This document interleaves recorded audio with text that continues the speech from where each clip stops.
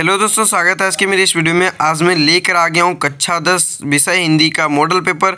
आपका इस साल जो आपका 2023 में परीक्षा होनी है उसके लिए आपका जो यूपीएससी ने बोर्ड का मॉडल पेपर जारी किया है वो इस तरीके से है।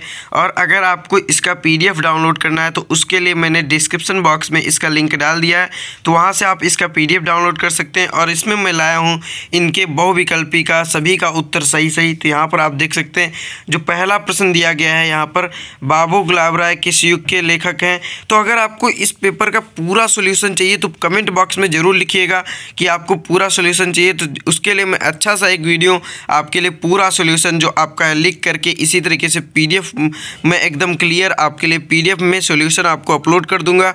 तो इस तरीके से आपका यहाँ पर पहला प्रश्न है। तो अगर आपको सॉल्यूशन चाहिए तो ज़रूर कमेंट करिएगा। तो यहाँ पर शुरू करते हैं हम पहले प्रश्न से। बाबू गुलाब राय किस युग के लेखक हैं। तो बाबू गुलाब राय आपके जो हैं वो हैं द्विवेदी युग के लेखक हैं, आपके द्विवेदी युग के लेखक हैं बाबू गुलाब राय। फिर अगला आपका प्रश्न पूछा गया है, चिंतामणि किस विधा की रचना है। तो चिंतामणि जो है वो आपकी निबंध विधा की रचना है। फिर आपका अगला प्रश्न पूछा गया है, गबन किसकी रचना है। तो गबन आपका मुंशी प्रेमचंद्र जी की रचना है। फिर आपका अगला प्रश्न पूछा गया है कि शुक्ल युग की समयावधि है। तो आप जानते होंगे कि शुक्ल युग की जो समय अवधि है वो 1919 से 1938 तक है, इसलिए ये आपका आंसर सही हो जाता है। फिर आपका अगला प्रश्न पूछा गया, नीड़ का निर्माण फिर किस विधा की रचना है। तो विधा आपको इसमें बताना है कि नीड़ का निर्माण जो है वो किस विधा की रचना है, तो वो आपकी आत्मकथा विधा की रचना है। फिर आपका अगला प्रश्न पूछा गया है, प्रिय प्रवास किस युग की रचना है।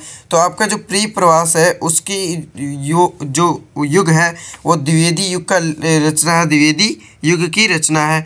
फिर आपका यहाँ पर पूछा गया है कि मधुशाला किसकी रचना है। जो मधुशाला रचना है वो किसकी रचना है। तो यहाँ पर मधुशाला जो है हरिवंश राय बच्चन जी की रचना है। फिर आपका है भारत भारती किसकी रचना है। तो भारत भारती जो है वो है आपकी मैथिली शरण गुप्त जी की रचना है, भारत भारती।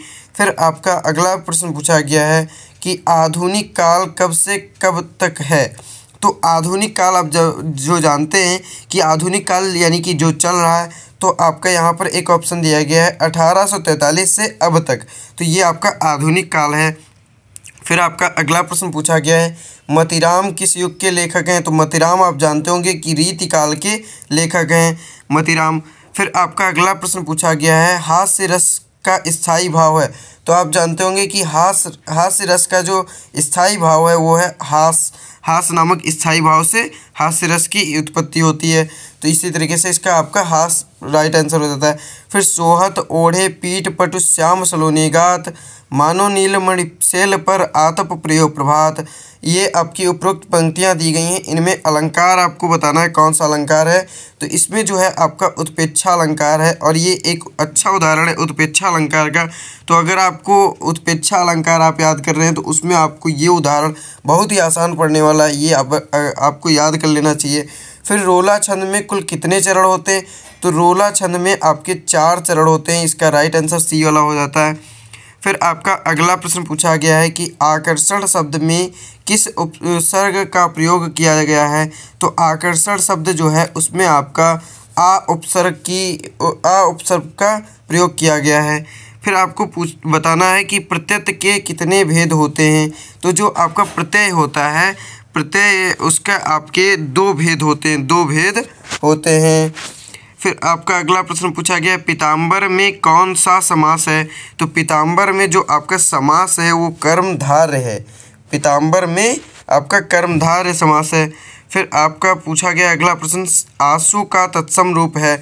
तो आंसू का जो तत्सम रूप है वो अश्रु होता है। तो इस तरीके से आपका ये आंसर सही हो जाता है। फिर आपका अगला प्रश्न पूछा गया है कि यण संधि का सूत्र है। तो यण संधि का जो सूत्र है वो है इको यणचि, ये वाला सी नंबर वाला आपका सही हो जाता है। फिर आपका फलस से शब्द का वचन एवं विभक्ति लिखना है। तो फलस से शब्द जो है आपका वो षष्ठी विभक्ति और एक वचन का ये है। तो फलस से शब्द का वचन और विभक्ति क्या है, षष्ठी विभक्ति है और एक वचन है। फिर आपका अपठत धातु एक का वचन एवं पुरुष लिखना है। जो अपठित धातु है उसका कौन सा पुरुष है और वचन ये आपको लिखना है। तो यहाँ पर आपको ये जो अपठित है वो प्रथम पुरुष एक वचन का शब्द है, धातु है। तो इस तरीके से आपको ये लिख देना है। फिर आपका वर्णात्मक प्रश्न खंड बा शुरू हो जाता है।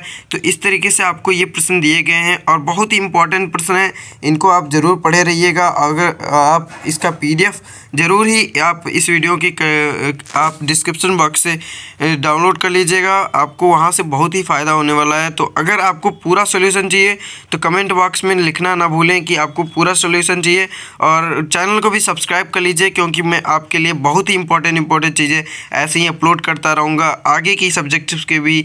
तो मिलते हैं अगले वीडियो में, तब तक के लिए धन्यवाद।